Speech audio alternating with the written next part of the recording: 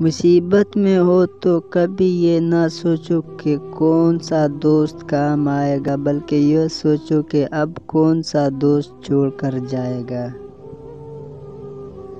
کبھی کسی کے سامنے اپنی صفائی پیش نہ کرو، کیونکہ جسے تم پر یقین ہے اسے ضرورت نہیں، اور جسے تم پر یقین نہیں وہ مانے گا نہیں۔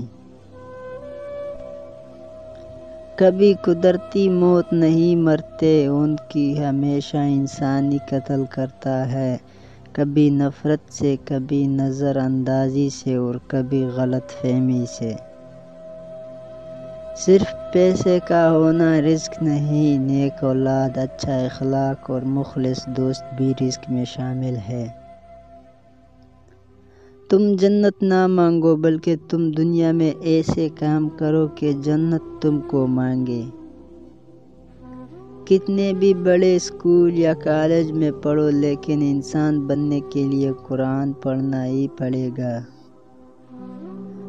ابھی ایسے الفاظ ایجاد نہیں ہوئے جو احساس کو بیان کر سکے۔ احساس کی دنیا الفاظ کی دنیا سے بہت آگے ہے۔ جنت میں ایسے لوگ داخل ہوں گے جن کے دل چڑیوں کی طرح نرم ہوں گے۔ کٹ گیا درخت مگر تعلق کی بات تھی، بیٹھے رہیں زمین پر پرندے تمام رات۔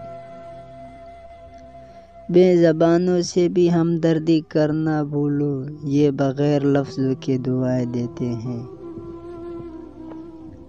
ساری زندگی لگا دی تو نے مال جمع کرنے میں اے انسان، مگر شاید تو یہ بھول گیا نہ کفن میں جیب ہے اور نہ قبر میں الماری۔